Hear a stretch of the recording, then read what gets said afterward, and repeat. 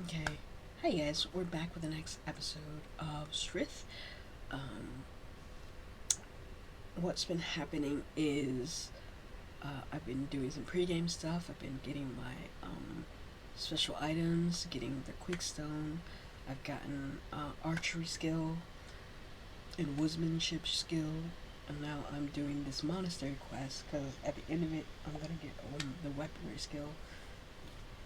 That's gonna help me as well. So this is the start of that. So that's what we're doing right now. So as you can see, we're at the bottom of the monastery, and there's 3 granite passages that lead off from the base of the stairs. So let's get on with it. Yes, So we're not gonna climb the stairs.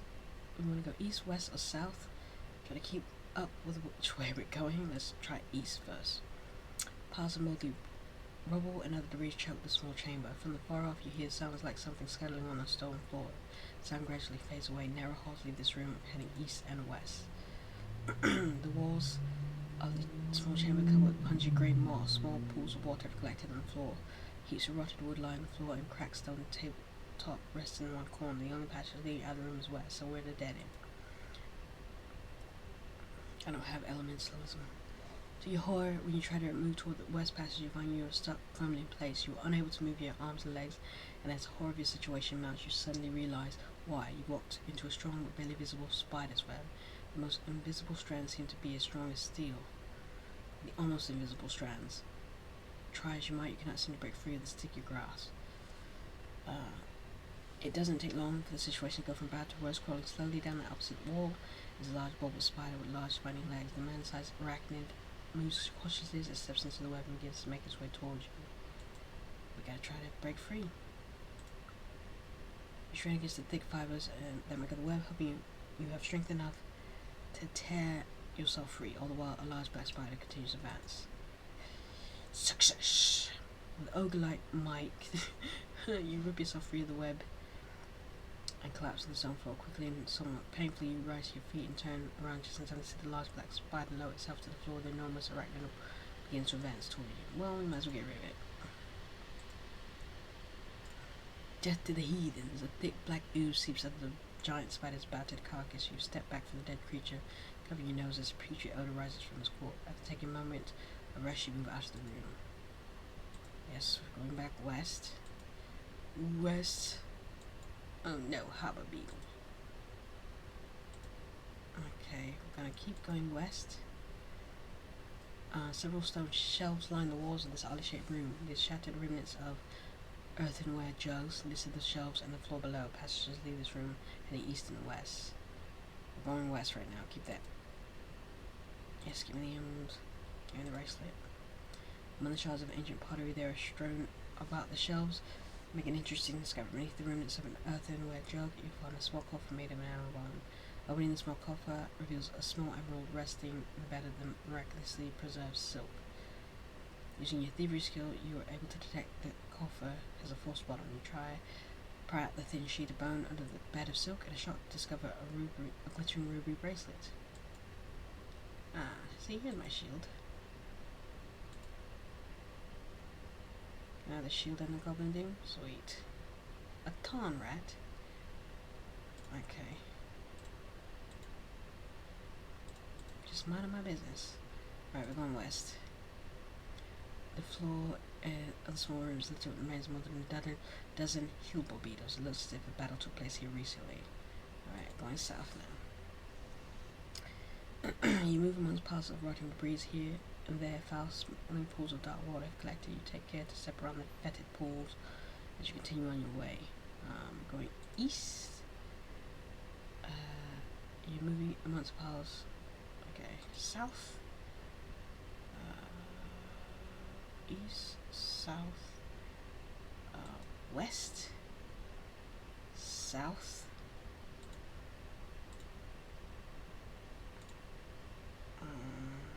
east. Right, you're in a wide chamber with large cracks running the length of the ceiling and floor. Strange odors waft up through the crevices in the floor. Passages leave this room heading east and west. Suddenly, a pack of 6 hillball beetles charge in the room. The large horned beetles take note of you and immediately begin scuttling in your direction. The deadly pincers snap in the air. Bow it. That's what I'm talking about. Your arrow flies straight and true, precisely striking its target.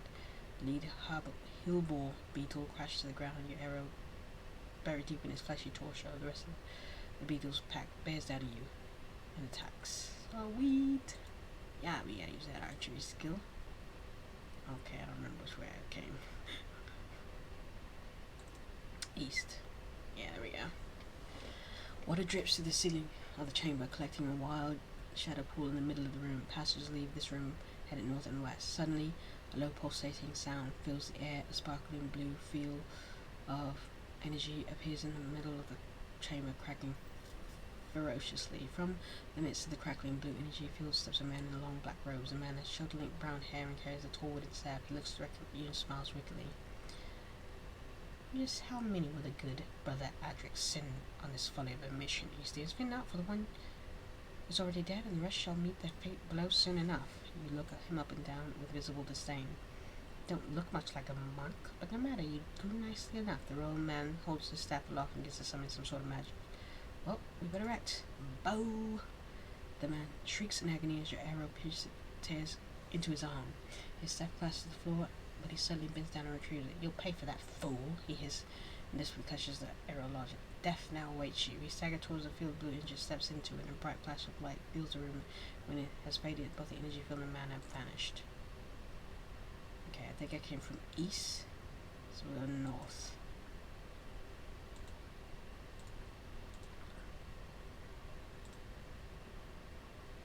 Okay, you're standing in a long but narrow room.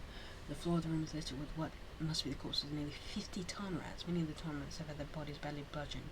It's obvious that a great battle has taken place here recently. On the north side of the room, a set of steps descend into the darkness. Passes enters the room to the south. As you pick your way through the heaps of ton rat carcasses, you stumble upon a startling discovery lying with his hands folded atop his chest, the body of a bearded man. The man has several large wounds across his body, and his apparent he died during whatever struggle took place here. Well, we gotta examine the man's body. The bearded man who lies dead on the floor before you is garbed in plain green robes that signifies a monk. You're certain that you stumble upon a arrangement of 3 monks, Brother Adric sit down below levels. Whether it's the body of Brother Cole, Holith, or Turo, you ultimately cannot say. The fact that the man's hands are neatly folded across your chest and there are no other human bodies present led you to assume that companions press on the city battle have presumably descended. I'll take the backpack. You can keep the rest. Get it. Search the ton rats. Ugh. Abandon my search. Alright. Let's descend the steps. Okay, let's go north. You step into a small room where the passage leads east and south. Twist thick pieces of corroded iron lay scattered about the floor. Suddenly the air becomes charged with electricity, causing your head to stand at when you feel a sudden crackling blue wall of energy has appeared and now seals off the eastern passage. Yeah, let's toss something in there to see. It appears upon reaching. I hear it clattering. Well, let's go on through. What else can we do? When we step into the energy field, a bright flash of blue light fills the room, and when the light fades, the energy is gone and you're standing before the eastern passage. Passage leave this small room heading east and south. East. The smell of decay hangs in the air here. You step around the small black puddles of oily water as you make your way through the second room level beneath Leolot Monastery. So I went east, right? Let's go northeast. And then let's go south. An elaborate design has been engraved upon the walls of narrow chamber. Passages lead north and south from here. 3 giant rot nails glide to the chamber from the southern passage, bringing us into the cave with them. The man-sized snail. Ugh, rot snails. Okay, archery it is.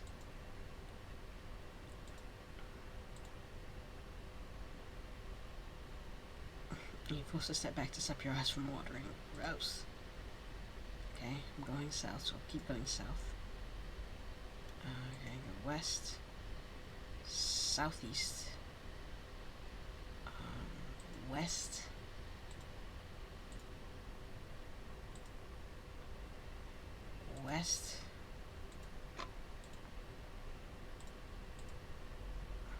fighting west. The small room is littered with corpses of over a dozen mass rot snails. Tall stone arches frame both the exits that lead to the chamber to the north and the east. Your eyes suddenly drawn to the shadowy figure of a man seated against the far wall. The man's head is slumped upon his chest, and his hands clutch the hilt of a warhammer. As one leg is lap, the man is garbed in plain robes with the order of the hammer sign. You cautiously approach the man seated against the wall, expecting that he's already dead. You are shocked when he opens his eyes and raises his head slightly to acknowledge your presence. Do not linger here with me, he said, his voice weak and raspy. It is ill. Vermin has already claimed Brother Toro above, and now it I shall not leave this room. I'm tired of it. Swept through here when Brother Cole and I arrived, and though we swung our hammers true, there was too many of the beast. Then a great worm emerged from the northern passage and took hold of Cole in its jaws.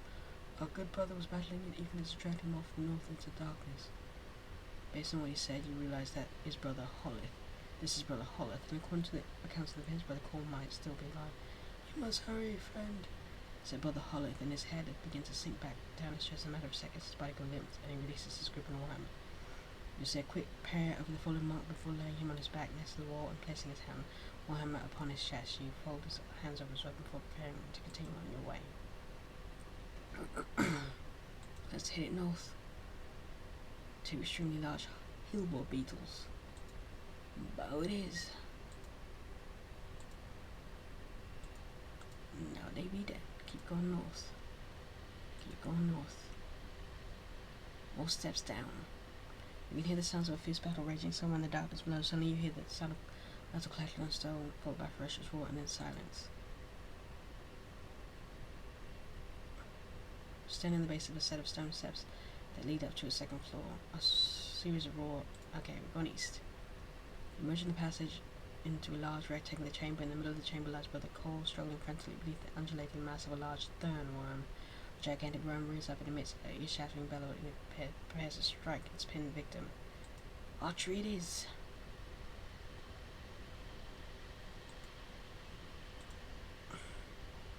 The thorn worm's innards spill out across the dank stone floor, creating a nauseating stench that forces you to cover your mouth and nose. You hurry over to assist Brother Cole adventuring is stinky work, as we are finding out here. Despite bearing several nasty wounds, including a wide gash across the top of his scalp, Brother Cole seems to be in fairly good shape. He rises painfully from the floor with your help and steadies himself and places both hands on his shoulders. Well met, he gasps, leaning down to retrieve his weapon. Well met indeed. That beast was sure to be the end of me. The monk takes off a few moments to regain his breath and reaches a small pouch. Hanging from his belt, he removes a couple of dried leaves and hands one to you. Kepik leaf, he says, and places 3 leaves in your palm and washes away the stain of battle, among other things. I'll take it, thank you. Brother Cole is a tall, imposing figure who looks to possess a great deal of physical strength. He is garbed in simple green of the Order of Hammer Sign, but his robes are quite tattered and smeared with blood, much of which you guess is probably his own. He sat and learned that Hollis Pathing and said a quick prayer for his fallen fellow monk. He fought bravely, he said grimly, wiping away a tear. Brother Hollis and Toro were brave to join me in this mission, and I shall now make certain their deaths have not been in vain. As your father is my protector and my guide, I shall not rest until the vile wickedness that creeps from the shadows is no more. He pauses for a moment, flicks another tear from his cheek, and looks directly at you. Still, he said, with a trace of a smile on his lip, nothing I've heard explains you. What brings a gal to this sort of place? I'm Allison. I was coming down to the monastery where beetles were attacking children, so I jumped to their aid, and I heard there was a problem happening. So I went to visit Brother Adrak, and he said you guys needed help, so I offered to come find you. Very well, Allison, he said when you're finished. Then let us finish this business and be done with it. The monk points to a partially collapsed passage leading out of the room to the east. He swings his hammer but a few times to be sure he sees a full range of movement and nods in satisfaction. Stick close together now, he says. We're not far from the shadow gate, and you follow closely behind the warrior monk. You move through the narrow passages, staying close behind Brother Cole. Now and again the monk stops and draws forth a glowing red gemstone that dangles from a chain in his neck. Very close, he mutters. Very close indeed. You continue along the passage for several minutes until you emerge into a sizable round chamber. In the center of this room there is a circular stone plinth. Hovering above the plinth and emitting a low, pulsating hum is a swirling black vortex. You instantly recognize the stone plinth as the shadow gate and that what swirls hypnotically above his shadow path is set. There it is, whispers Brother Cole as he points to the vortex. For the moment you are both mesmerized by the dark swirling patterns of the vortex. You will have to force yourself to look away from it. Brother Cole removes his chain bearing the glowing red gemstone from around his neck and holds it aloft. You realize that he's attempted to harness power of the magic stored in the gem to lock the shadow gate. You suddenly realize you're not alone. In the shadows, in the far side of the room, stands a dark-robed figure holding a tall wooden staff. Did you actually believe I would leave my prize unguarded? The figure steps forward. As near the glow of your trusted light source, you immediately recognize the dark-robed man in the shoulder-length hair you encountered earlier. Brother Cole quickly throws the chain bearing the gemstone back around his neck and holds his heavy warhammer at the ready. From the darkness I call upon thee. Is Rikil, Lord of Infestation, send forth 3 swarms strong to devour them, hissed the robed man contemptuously. Tom rats. Okay. Slain. No sooner had the final Tom rat been slain, there surged another tide of vermin. Hilbur beetles. Stop trying to... Why are you not plugged in?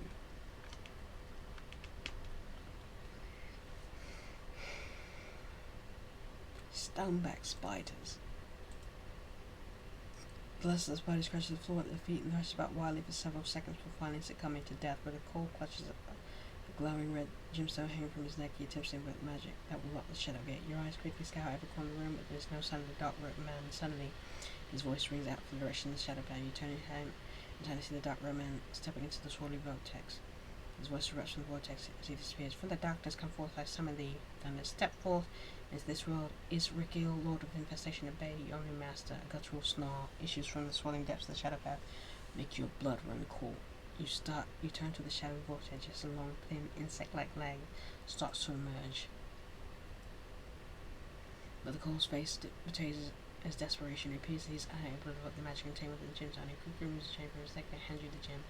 Perhaps you can evoke this. We must lock the shadow gate, he said, his warhammer held at the ready as he watched the long insect leg continue to emerge from the shadow path.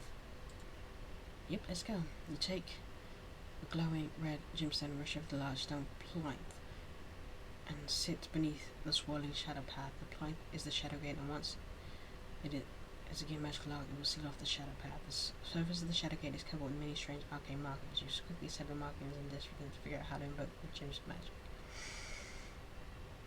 Arcana plus luck.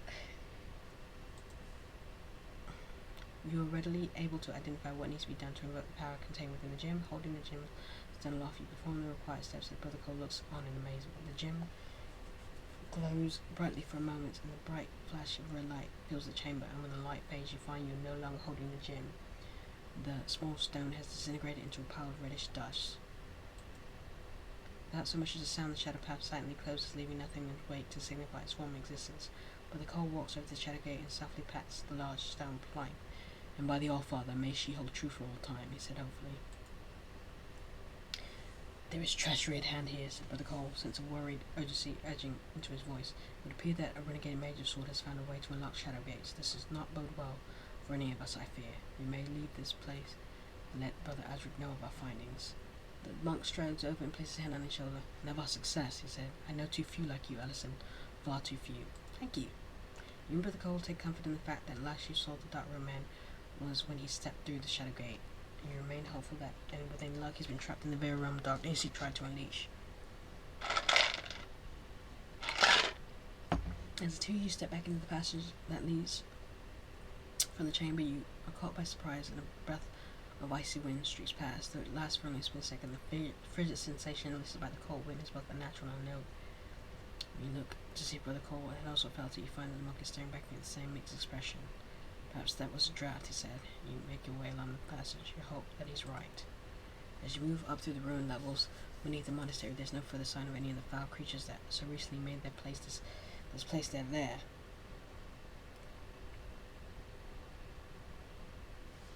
You collect the bodies of Brother Cole, Holith, and Brother Turo and take them back to the Elialoch, where they will receive the honor and death they earned in life. When you reach the heavy iron door at the top of the last flight of steps, Brother Cole raps it loudly. Almost immediately the door is open. You are met by Brother Adric and 3 other monks. The body of Brother Holith and Brother Turo are taken away, and you and Brother Cole follow the Master Order to his chamber and at the end of Lilok's main hall. Brother Adric is saddened by the deaths of the 2 monks, but he is grateful and overjoyed by the success of the mission. Brother Holith and Turo live lives of sacrifice, he said, listening with solemn oath from Brother Cole. There is no more fitting end to such dignified lives than the sacrifice they gave. The locking of the Shadow Gate was spared not only this monastery but the city, an epic catastrophe. Brother Adric is noticeably disturbed by the account of the dark red man who apparently unlocked the Shadow Gate. This will have to be examined closely, he said, lowering his voice. There are countless shadow gates throughout the realm, which could step more foul things than vermin that plagued us here. This bodes well indeed. This bodes ill indeed. Hey, Brother Adric calls for the healer who attends to you and Brother Cole. Any stamina points you may have lost have been restored. Well, wait. Brother Adric thanks you again before heading off to take care of some pressing matters. You will forever be welcome here, Allison, he said and he heads out to the main hall. And before you leave that monastery, Brother Cole has also thanks you again. I owe you my life, he smiles. I hope to never have to return the favor, but by the All-Father, should the need ever arise, I shall return to tenfold. Farewell, tender friend. Bid Brother Cole a farewell in the monastery. A short while later, finds himself once again in the heart of Truth's northern section. I came to be trained, thank you.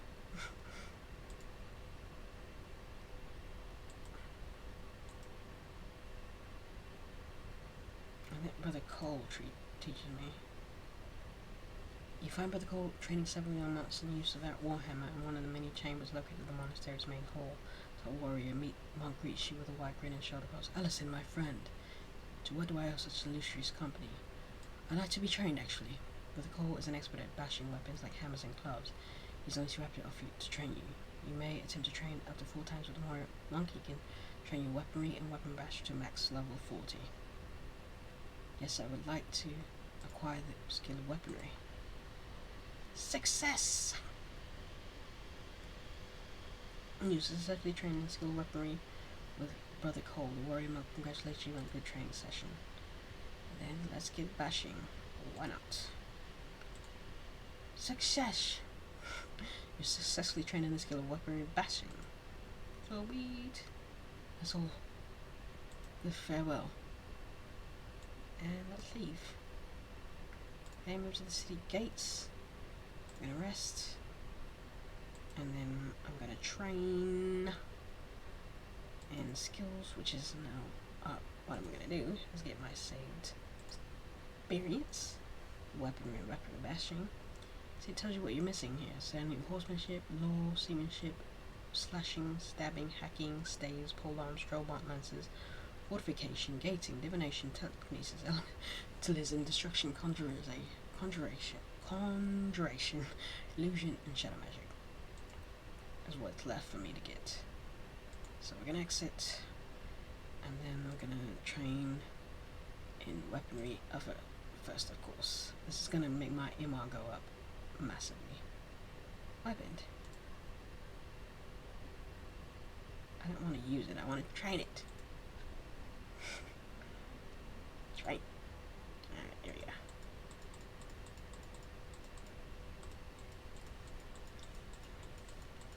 I have to use the bathroom, so this will probably be a short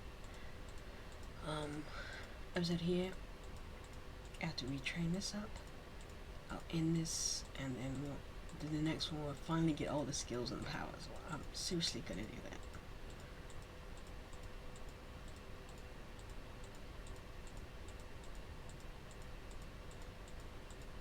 I need some more to drink too, especially when you speak aloud for hours. You gotta keep hydrated.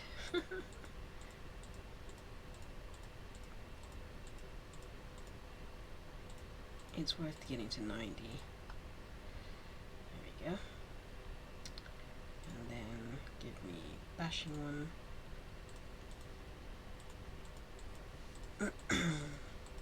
Well, we won't be able to get all of them. Some of them require a bit of some quests like this one did, which takes some time.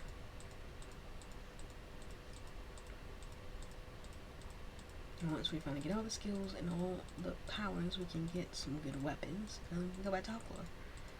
and start as a new adventurer who's badass.